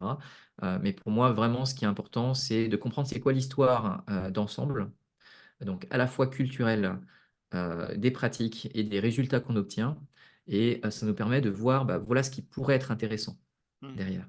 Et Ok. c'est un guide structurant pour ça, parce que tu vois, j'ai des personnes qui me disaient, OK, mais imagine que je montre le maturity model à une équipe qui sont en niveau 1 et que ça leur va. Je fais comment? Moi, je dis, si ça leur va et que de toute façon, ils veulent pas aller plus loin, t'as pas Tu plus t'arrêtes à là? faire, tu vois. Tu t'arrêtes là. Mais je trouve que cette orientation, quels sont les objectifs et les impacts qu'on cherche à avoir est quand même super important à avoir. Mais du coup, KMM, voilà, c'est un truc qui est, je trouve, extrêmement puissant, extrêmement complet. Il est imparfait comme tout modèle, mais autant l'utiliser vraiment comme un soutien des individus et des interactions et pas comme un process à déployer, quoi. Ça, je trouverais ça Alors, idiot de faire ça. ça, c'est sûr. Et c'est peut-être d'ailleurs pour ça, ça répond peut-être à ma question, pourquoi on l'utilise pas plus pour faire des audits, des self-assessments, savoir où on en est. C'est peut-être justement pour qu'il reste à sa place et que ça soit pas une marche à suivre à pas forcer ou quelque chose où on se sent obligé de le faire. Moi, cette histoire il y a beaucoup de pratiques, beaucoup de cadences et autres. Ce que ça m'inspire, c'est moi j'étais très satisfait de la simplicité aussi du Kanban quand j'ai commencé, et qui était à la fois facile pour commencer, mais complexe finalement parce c'était pas très structuré. Mais moi, ce que ça m'évoque surtout, puisque mon sujet c'est l'entreprise, ce que ça m'évoque surtout, c'est qu'à un moment donné, il ne faut pas se voiler la face sur la complexité de ce que ça veut dire pour toute une entreprise. Et que nous, avec l'agilité, on se focalise beaucoup sur l'équipe et l'interaction inter-équipe, mais chaîne de valeur, produit, peu importe la méthode d'interaction. Mais on a tendance à s'arrêter là. Et en fait, ça s'inscrit dans un système plus large. Et si on veut, à un moment donné, que le système plus large alors, il y a deux aspects. Nous donne un contexte favorable pour qu'on puisse le faire et qu'il touche les bénéfices de ce qu'on fait, du fait qu'on maîtrise notre chaîne de valeur, qu'on produise de la valeur, qu'on optimise tout ça. À un moment donné, il faut s'y coller, il faut accepter cette complexité. Ça vient avec d'autres choses, d'autres cadences, d'autres niveaux. Et je trouve que c'est intéressant finalement de le modéliser parce que ça montre, qu'on ne s'arrête pas là. On s'améliore pas juste pour que notre petite bulle vive bien, C'est au service tu parles d'objectif, d'impact, c'est au service d'un objectif commun, l'entreprise, hein. Si on n'a pas d'objectif commun, il n'y a pas de raison que ce soit une entreprise. Et donc voilà, ça permet de sortir de cette bulle, ce qui n'est pas péjoratif, hein, parce que c'est une étape obligatoire. Et donc, la question d'après, hein, mais je ne sais pas si on peut y répondre maintenant, hein, c'est quoi cette entreprise du point de vue du Kanban? Est-ce qu'on parle d'organisation service? C'est la proposition de David Anderton, l'entreprise service planning, l'ESP, ou est-ce qu'on parle d'organisation en flux? Il y a le flux manifesto, il y a Flowcon qui parle d'organisation en flux. Est-ce que c'est la même chose? Est-ce qu'on parle de la même chose? Est-ce que ça veut dire des choses différentes pour toi? Qu'est-ce que tu en penses? Alors moi, je t'avoue que tout ce qui émerge ces derniers temps, je trouve ça super compliqué. Et alors, non seulement je trouve ça super compliqué, et peut-être parce que j'ai atteint ma limite hein, de tolérance de quelque chose, j'en sais rien, peut-être que ça touche quelque chose chez moi. Euh, mais euh, mais j'ai l'impression qu'il y a une tension, du coup, entre une véritable valeur apportée par rapport à un besoin et un modèle business. De quoi? De D'accord? l'entreprise ou du coach? Enfin, le Alors, modèle. je parle de tous ces termes-là qui viennent, Ah, OK, d'accord. et je mets un peu KMM dedans. C'est-à-dire que c'est pour ça que je prends un peu du recul avec tous ces trucs-là, parce que je trouve qu'il y a un peu une excitation intellectuelle des fois, tu sais, du nouveau mot trendy, du nouveau truc, alors qu'en fait, quand tu le lis, tu as l'impression que c'est la même chose qu'avant. C'est juste que ça a été rebrandé, etc. Donc, en tout cas, moi, c'est pas sur ça que je porte mon attention. Je suis plus à me dire, effectivement, aujourd'hui, de quoi est-ce que on a besoin en tant qu'organisation ou en tant que client, hein, d'ailleurs. Et en tout cas, ce que le Kanban essaie d'amener, ne serait-ce que cette orientation service, je trouve que déjà là, on n'y est pas, sous plein d'aspects, tu vois. Euh, mais après, voilà, c'est ma vision des choses. Après, est-ce qu'on veut focaliser sur le flux? Moi, le flux est plus un comment. Moi, je serais plus à me dire quel impact on a à l'extérieur. Donc, je serais plus sur le service en lui-même, qui pour moi, c'est quelque chose qui a la valeur, que pour le flux. Après, je ne suis pas là en détail dans ce que chacun entendait, tu vois. Parce que pour moi, en vrai, ce qui importe, c'est pas qu'on fasse bien de la mécanique, c'est qu'on Mmh. apporte bien le. Enfin, je sais pas si tu vois ce que je veux dire, quoi. Euh, Et justement, moi si si je m'intéresse à ça, c'est pas pour les mots trendy, hein, c'est parce que j'imagine. ouais, parce que, je faisais une interview avec Alexis Nicolas. Il me rappelait qu'en 2012, j'avais déjà je l'embêtais déjà avec cette problématique d'entreprise. Mais en fait, quand tu es coach agile et que tu es confronté à des TPE, des PME, pas des grands comptes, parce que c'est plus Ouais. complexe, mais on pourrait avoir la même discussion, plus localement sur un service. C'est qu'à un moment donné, tu te dis: «OK, je transforme des équipes, des chaînes de valeur», et ça frictionne toujours aux interfaces. Parce qu'il y a un existant, parce que tout ne marche pas en agile, et cetera. Et donc moi, je me suis vite posé la question, mais est-ce qu'on ne peut pas avoir une vision plus d'ensemble? Ça ne veut pas dire que l'entreprise doit être full agile, hein, ou je ne sais pas ce que ça veut dire, Mm. mais ça veut dire quoi l'agilité au niveau de l'entreprise pour que finalement on enlève ces tensions et que tout ça s'inscrive dans un tout cohérent. Voilà, en fait, c'était ça plutôt mon idée. Et donc depuis, je n'ai de cesse que d'essayer de réfléchir et de trouver des réponses à ça.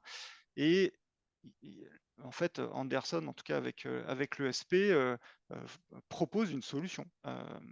Safe propose une autre solution, les organisations produits à la Spotify proposent encore d'autres solutions. La question, très bien, c'est plutôt satisfaisant qu'on ait plusieurs modèles, mais si on explore un modèle, qu'est-ce que ça veut dire? Voilà, donc l'organisation, donc très bien, moi ce que j'entends, et ça me va plutôt pas mal, de cet aspect impact, donc de parler plus d'organisation service que d'organisation en flux, qui serait que le moyen, et ça fait plus un écho à l'organisation produit, effectivement.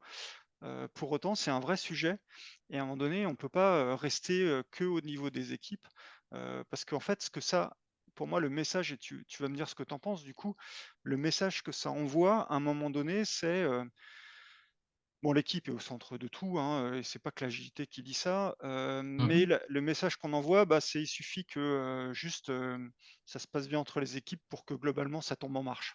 C'est une espèce de pensée magique que Ouais. l'organisation, elle va tomber en marche si chaque équipe marche bien, au sein de son équipe et en interaction avec les équipes. Et pour moi, c'est pas la réalité, ça, c'est pas suffisant comme réponse. Enfin, c'est vraiment une pensée magique, à mon sens.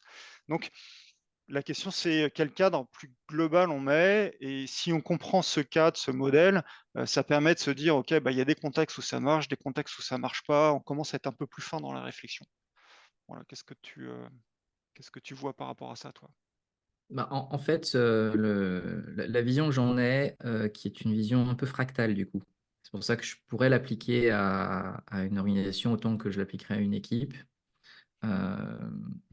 C'est que pour soutenir une on va dire, auto-organisation, du coup, il nous faut des objectifs et des contraintes. C'est comme ça en fait que moi je simplifie souvent la chose. Euh, Parce que dans beaucoup des organisations que j'ai accompagnées, ce qui fait que ça ne bouge pas ou que ça ne marche pas, d'accord, selon encore une fois, hein, qu'est-ce que ça veut dire bien, pas bien, c'est encore, c'est toujours une norme, c'est que les gens n'ont pas les mêmes objectifs. Souvent, c'est ça. Et donc, il y a des gens très bien qui parlent d'objectifs en ce moment, tu les connais. Et en tout cas, ça D'objectifs en fait communs en partie. plus. D'objectifs communs en plus. Donc, tu vois, donc il y a bien, il y a quelque chose hein, peut-être à creuser dans ce sens-là, Il me semble. il me semble.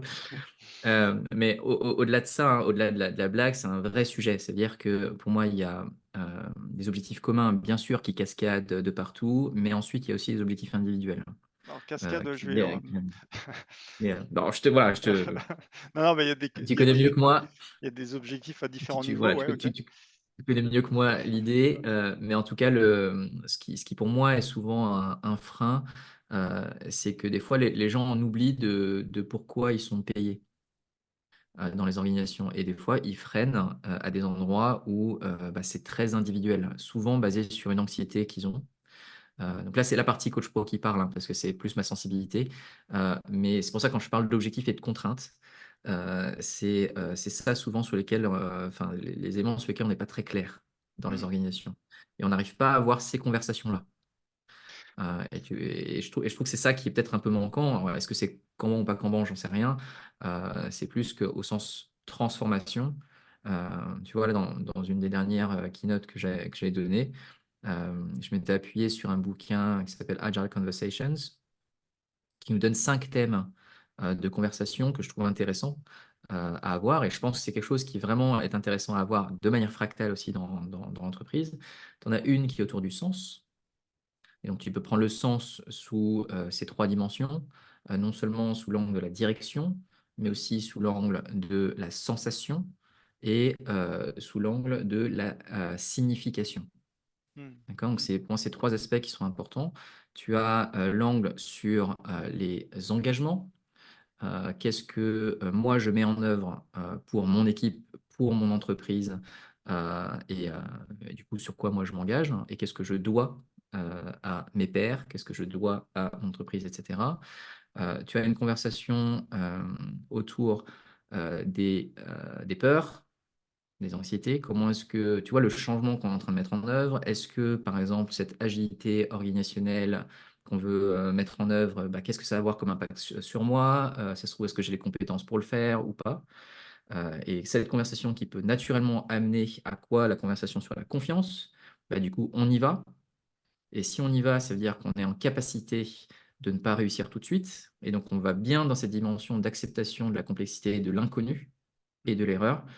Et tout ça qui est un peu cristallisé dans une dernière conversation qui tourne autour de l'apprentissage, qui est véritablement cette vision de bah, on accepte qu'il y ait quelque chose autour de nous qu'on ne maîtrise pas. Et on ne va pas fournir tout notre effort à essayer de maîtriser l'ensemble, mais on va essayer de maîtriser ce que l'on peut quand on peut. Et on va avancer ensemble. Hmm. Tu vois, je trouve que ces 5 conversations-là sont quelque chose qui sont vraiment quelque chose de fractal. Après, on met les outils qu'on veut derrière pour que ça puisse fluidifier la chose. C'est un peu la vision que j'en ai à l'heure actuelle, en fait, sur le sujet. Ouais, alors, euh, les conversations, je trouve ça très intéressant. La partie fractale, je trouve que ça rejoint cette idée que si on a une équipe, multi-équipe, tout ça, qu'à la fin, si on agrège tout ça, on va avoir comment dire, une entreprise qui a du sens, etc. Alors, d'ailleurs, ces conversations, la sociologie nous a alerté depuis le début, hein. Une entreprise, c'est un système qui a un objectif commun, mais constitué Mmh. de gens qui ont des stratégies individuelles. Ouais, Donc à partir de là, bah, maintenant on le sait, quoi. ouais. Mmh. Donc c'est pas nouveau. Hem Non, c'est pas nouveau. et donc, au-delà de ça, la partie organisation fractale, parce que c'est un modèle en fait organisationnel, hein, en soi. Ça veut dire qu'effectivement, à chaque fois que tu zoomes à un niveau, tu retrouves les mêmes éléments constitutifs, du niveau Mmh. du dessus et tu peux zoomer comme ça. Ça voudrait dire que quelque part, le modèle de l'équipe, si tu dézoomes, le modèle d'entreprise, c'est la même chose. Et en fait, c'est un Mmh. petit peu l'idée des approches holistiques telles que la sociocratie, l'holacratie avec les cercles. On retrouve à chaque niveau, Ouais, on tout à fait. retrouve tout ça. Ça, c'est très satisfaisant, je dirais, intellectuellement et puis même pratiquement parce qu'il y a des organisations qui sont avec ce système-là. Mmh. Maintenant, ça repose la question de tout à l'heure, du curseur. C'est-à-dire que, c'est quoi l'entité qui est fractale? Tout à fait. Et et à mon sens, ce qu'on se disait tout à l'heure, c'est où est-ce que je le mets? Au niveau de l'équipe ou au niveau de la chaîne de valeur? Au niveau du produit, qui est peut-être la concaténation de plusieurs chaînes de valeur? Et en fait, à un moment donné, le fractal marche plus. Enfin, dans les modèles organisationnels. Mmh. Pourquoi? Tout simplement, parce que tu peux pas avoir tous les mêmes constituants, à tous les niveaux.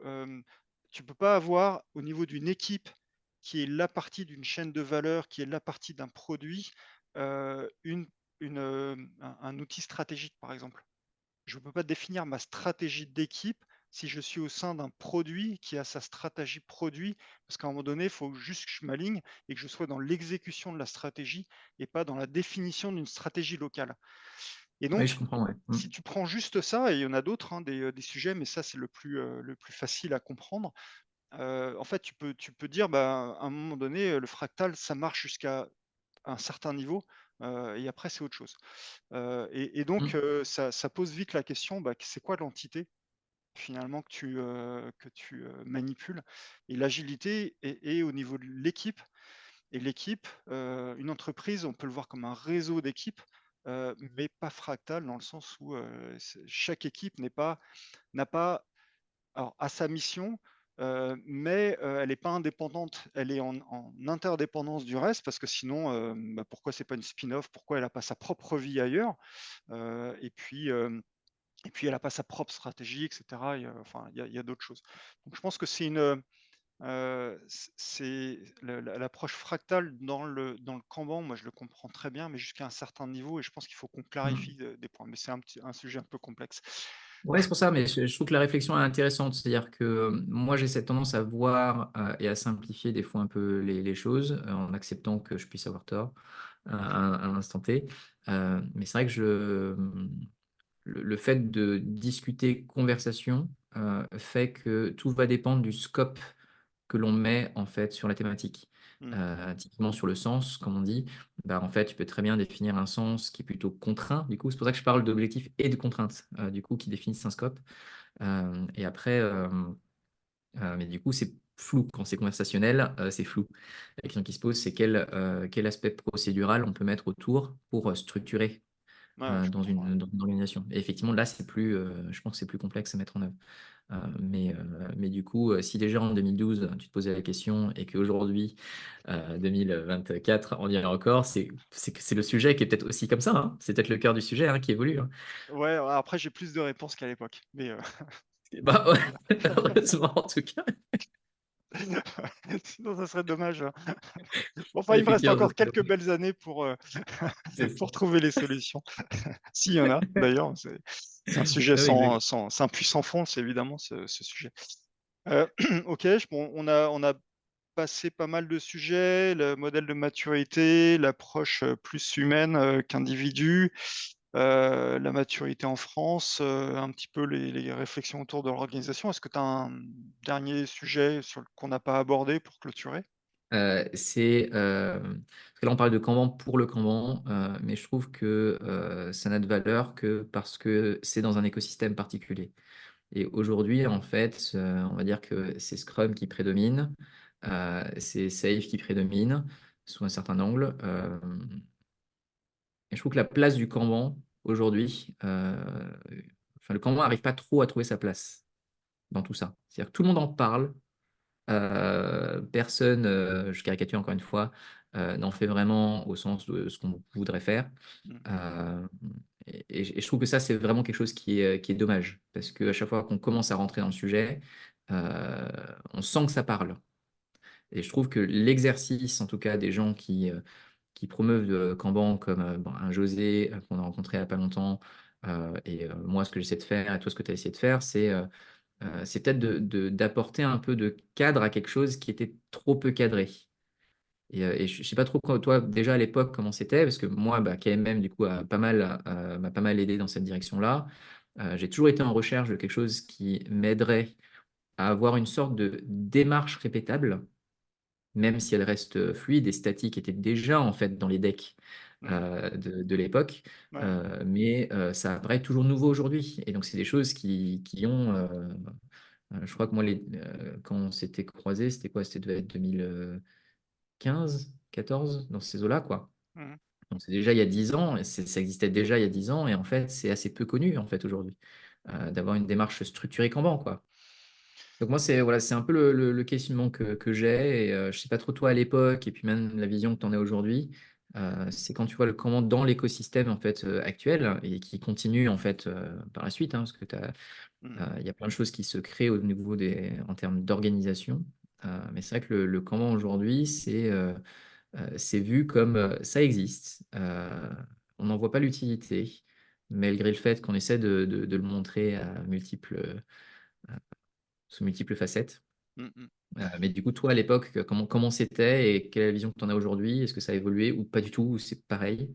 Bah écoute, ça n'a pas beaucoup évolué, je trouve. Ça a un petit peu évolué dans le sens où, au début, vraiment au tout début, Kanban était mal perçu parce qu'effectivement, on remettait l'accent sur les processus et les systèmes, mais c'était au service, ça c'était pas compris, c'était au service de Mhm. l'équipe et des humains. Donc ça, on a passé ce cap-là heureusement parce que franchement, c'était dommage, de s'arrêter juste là.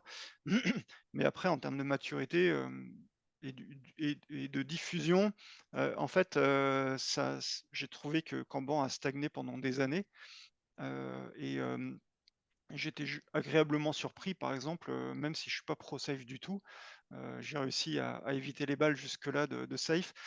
J'étais content que dans la V6, ce soit un peu plus mis à l'honneur, parce que oui, Kanban mérite d'avoir une place plus importante. Ça a un énorme potentiel.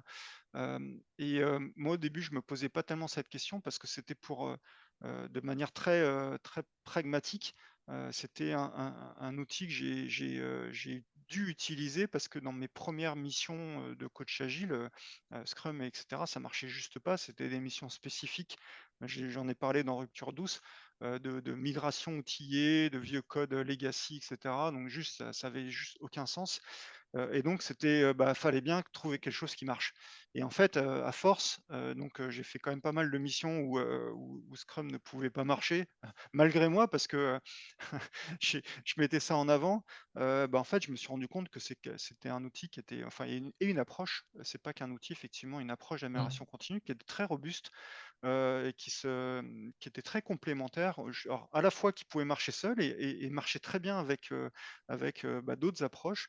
Et, et là, aujourd'hui, plus ça va, plus je me rends compte qu'en plus, la discussion sur l'organisation, on n'est pas encore super mature sur le sujet, mais je me rends compte que, en plus, ça a du potentiel pour devenir un modèle organisationnel, enfin en tout cas le support pour un modèle organisationnel en soi. Donc c'est quand même un énorme potentiel qui est malheureusement pas compris, pas perçu, et peu utilisé. Et quand encore une fois on voit les discussions qu'il peut y avoir sur on fait du Kanban, bah ouais c'est juste un board Scrum que tu visualises. C'est déjà bien de visualiser le travail, C'est ça. mais Ouais. c'est tellement plus que ça. euh, et ça reflète tellement juste pas ce que c'est que le Kanban, parce que voilà, on n'est pas dans du flux tiré ou ce genre de choses, et tout ce que ça peut voilà, emmener. Donc moi, je te rejoins là-dessus. On n'a pas trouvé la bonne manière d'en parler, de le positionner.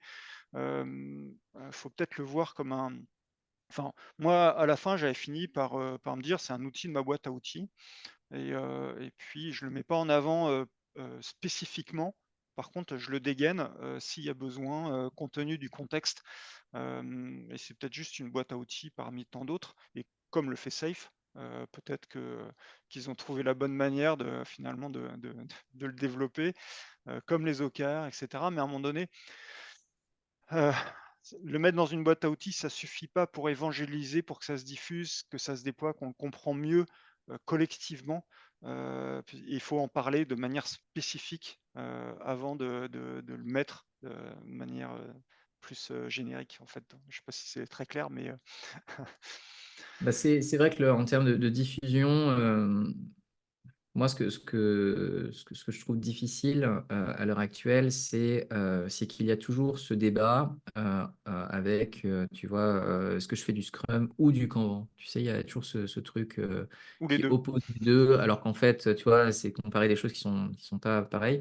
Vraiment, la question que je me pose, hein, des fois, c'est est-ce que c'est peine perdue, au sens, tu vois, il y a une vérité trop générale et trop marquée qui fait que bah, ça va être dur d'aller à l'encontre et du coup, bah, est-ce que ça vaudrait pas le coup simplement de contourner l'obstacle, de pas en parler et peut-être a posteriori dire bah, en fait ça c'était du Kanban, tout ce qu'on a fait ensemble.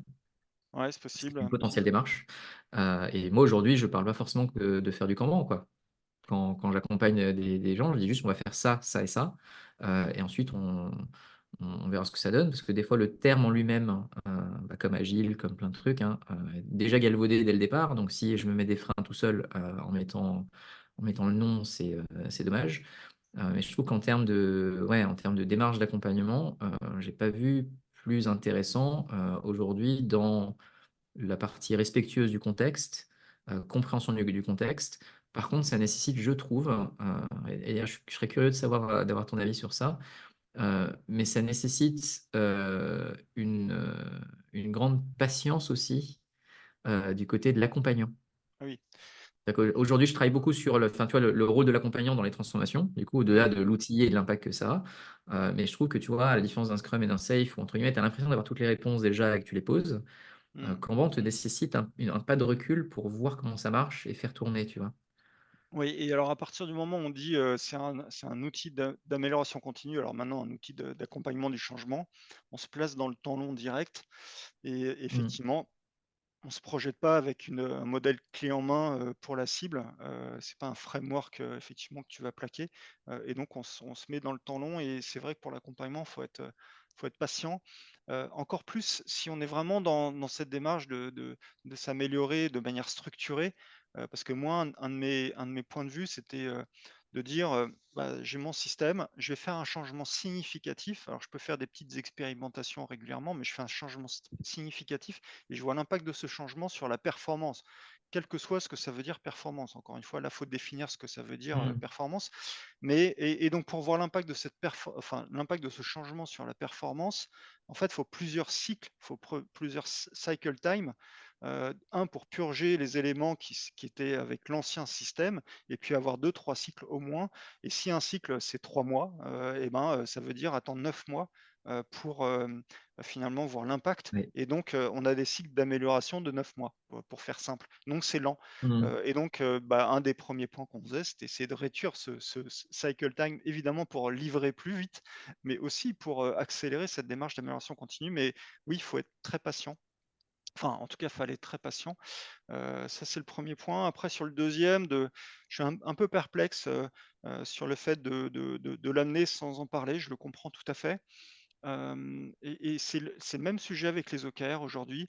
Mm. Les gens parlent, enfin, mettre en place des OKR sans forcément en parler, parce que n'en parler, ça peut crisper, ça peut évoquer des choses. Alors, je pense que sur les OKR, c'est encore plus vrai, parce que ça peut évoquer le management par objectif, qui est une approche différente des OKR, et donc teintée de plein de choses, d'évaluation de la performance, de Mm. cascades imposées, de choses enfin bref. Et donc, effectivement, contourner en faisant sans en parler, c'est une manière très douce, en réalité. est très positif dans le sens où on s'impose pas finalement de suivre une norme puisqu'on va la construire. Mais d'un autre côté, ça peut perdre les gens parce qu'on ne voit pas où on va. De nommer et de dire voilà ce que ça pourrait être à la fin, même si nous, on va peut-être prendre une autre cible et un autre chemin pour y aller. Ça donne une perspective justement de pas juste dire on va s'améliorer pour s'améliorer. Tiens, on va essayer de mettre en place, on parlera pas Docker, mais on va parler de bets, on va faire un pari et on va Ouais, voir si ouais, on ouais. atteint notre pari. OK, ça change pas fondamentalement les choses, mais si je dis on va mettre en place des OKR, on va faire un pari, bah, peut-être que je vais plus adhérer à l'un, mais l'autre me donne une perspective, je sais où je peux aller. Après, on verra si on y va ou pas et comment on y va. Et donc moi, ça m'aide, enfin, pour moi, ça permet, heu, d'accompagner ce changement, en ne perdant pas les gens, ou en n'étant pas isolé dans: «Tiens, on va faire un truc et puis on va faire un autre truc et puis on va faire encore un autre truc». Je pense Vas-y, que dis. la réponse, elle est très liée à comment ressent, celui qui accompagne, le coach, Mm. et comment il ressent par rapport au contexte. Effectivement, si les gens en face, ils en ont soupé des transfos, ils ont pu entendre parler d'agilité et autres, mais qu'on veut quand même aller un cran plus loin parce que on veut avoir un impact pour l'entreprise et pour l'équipe, ouais, c'est très pertinent de pas nommer, peut-être pas nommer les choses. Maintenant, des équipes qui sont très ouvertes à ça, qui accueillent le changement, qui sont très, voilà, qui veulent apprendre de nouvelles choses, bah, faut y aller. Pourquoi s'en empêcher, quoi? Voilà. Ouais, tout à fait. Tout à fait. Je pense qu'il y a un cas particulier qui est souvent moi, la première approche que j'ai. C'est un peu comme quand on disait, voilà, Kanban, c'est agile, mais pas au début. Bah, moi, c'est un peu pareil. C'est que, en gros, je ne nomme pas au début. Sauf si quelqu'un me l'évoque. D'accord. En fait, c'est juste que dans le contexte dans lequel moi j'interviens, je ne sais pas quelle est la connotation du Kanban on va dire, dans l'esprit collectif. Mmh. Si c'est quelque chose qui est plutôt positif, autant que je le nomme et que je navigue avec cette vague et qu'on y aille. Si les gens ont une vision des fois très manufacturing, tu vois, et donc du coup, bah, ça biaise un peu ce que moi je cherche à faire passer.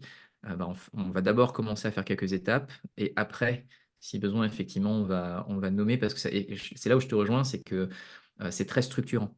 Mmh. C'est-à-dire que sinon, effectivement, si on faisait que des expérimentations, on a l'impression que on a une visibilité court-termiste à chaque fois. Alors qu'en fait, c'est pas ce qu'on cherche. Et le Canada Maturity Model peut aider par la suite à donner en fait un guide et se dire voilà ce vers quoi on pourrait aller. Mais c'est vrai que la tendance quand même que j'ai, de manière générale, c'est de pas le dire au début, parce il y a ce côté un peu, on est là pour atteindre vos objectifs. Et du coup, je vais plutôt aller dans votre vocabulaire plutôt que Mmh. d'amener le mien et je vais vous adapter en fait au mien. Alors, Ouais, OK. quand c'est du Scrum, c'est de l'anglais. Quand c'est du japonais, euh, Mmh. je préfère éviter. Mais ouais, je te rejoins sur le fond que donner une perspective, ça, non seulement c'est rassurant, et puis après, ça dépend beaucoup de l'accompagnant, quoi. Donc, Après, c'est tactique. Mais là, je comprends, si tu n'as pas toutes les clés de lecture de là où tu interviens au début, c'est vrai qu'il vaut mieux être prudent, dans ce sens-là, plutôt que d'avoir finalement de crisper les gens dès le début et de les perdre, avant même d'avoir commencé. ouais. Mais après, dans une entreprise, j'ai eu cette approche. Alors je parlais de Scrum et Kanban, mais sans donner la finalité. C'est-à-dire que, je leur disais: «C'est des outils au niveau de l'équipe» et d'ailleurs, fondamentalement, ça fait partie de la tactique qu'on délègue, enfin bref, c'est un autre sujet. Hem Et en fait, en mettant en place du Scrum et du Kanban selon les contextes, parce que c'était une entreprise qui était pas du tout structurée, il y avait pas de process, il y avait Mhm. rien et à un moment donné, ça rendait visible le fait qu'il y avait besoin, du niveau d'après. Il y avait pas de release, il y a OK, d'accord, donc on va mettre ensuite les releases, et donc une fois qu'on met en release, ben, ça rendait visible qu'il y avait pas de roadmap, pas de stratégie, donc on rendait visible à chaque niveau et donc on construisait au fur et à mesure, et en fait, pourquoi je dis ça? C'est que j'avais pas donné la perspective à long terme de ce qu'on allait mettre en place, mais qu'en fait, chaque nouvel élément qui se mettait en place, c'était parce que en fait, le niveau qu'on mettait en place était maîtrisé et qui rendait visible un problème et donc il disait: «Ouais, Laurent, ton truc, c'est bien, mais je suis désolé, mais on fait des trucs un peu plus long terme que 15 jours». Ah ouais, d'accord, donc on va s'organiser. Donc, qu'est-ce qu'il faudrait pour s'organiser? Bah, tiens, on va mettre en place ça et en plus de ça, on n'est pas tout seul, hein. Je te rappelle, il y a plusieurs équipes qui interviennent sur le sur le produit. Ah ouais, donc on va travailler ensemble. OK, release et puis, bah, ch Laurent, tu es gentil, mais, on a une perspective à un peu plus long terme que 2 mois. Ah OK, bon, bah, donc on va construire un truc. Ça donne l'impression qu'on apprend en marchant, qu'on ne sait pas où on va et que, mais en fait, c'est plutôt bien, Ouais, ouais, je comprends. c'est plutôt fin dans le Mm. sens où, c'est les équipes qui remontent des problèmes et on construit par rapport à ces problèmes, et donc évidemment, l'adoption est juste pas du tout la même que si on venait plaquer un truc. Donc c'est là où je suis ambigu. Je pense que c'est vraiment très, très au cas par cas qu'il faut ajuster, C'est un curseur. c'est Je un trouve que curseur. la difficulté, elle est là, hein. C'est vraiment Voilà, le curseur qu'on veut mettre, à quel point les gens sont capables d'aller vite sur ce qu'ils veulent et à quel point les gens, des fois, préfèrent aller plus ouais. lentement. Mais effectivement, c'est dur. Je te propose de s'arrêter Super. là. Et c'est quand tes prochaines formations? Tes prochaines cohortes? Il y en a une fin du mois, sinon et en juin, sachant que en fait, vu qu'il y a deux formations, il y en a une qui est un prérequis pour l'autre. Donc, comme je précisais, hein, la première, c'est vraiment sur l'opérationnalisation d'un système Kanban, et le deuxième, c'est plus sur de l'amélioration. Et donc, il y a assez peu de sessions d'amélioration niveau 2. Mmh, Donc, du coup, il y en a deux dans l'année, une en juillet et je crois une fin octobre. Donc, du coup, après, j'essaie de caler d'autres avant, histoire de permettre aux personnes qui le souhaiteraient, en fait, voilà, d'avoir une base qui soit cohérente. Et au mieux, j'essaie aussi de t'avoir parmi nous, parce que ça apporte toujours énormément, en fait, aux participants. Donc, je ne sais pas si tu as des retours directement, mais en tout non, cas, c'est le retour que j'ai, moi, donc je te le partage. À non, non. chaque fois, ça donne une couleur très différente. C'est-à-dire qu'on sent bien qu'on n'est pas au même endroit, mais du coup, Mmh, c'est très complémentaire, donc ça apporte beaucoup de valeur. Donc, génial. merci en tout cas pour tout. Bah, merci pour cet échange, qui était très intéressant. À bientôt. Merci à toi. Salut.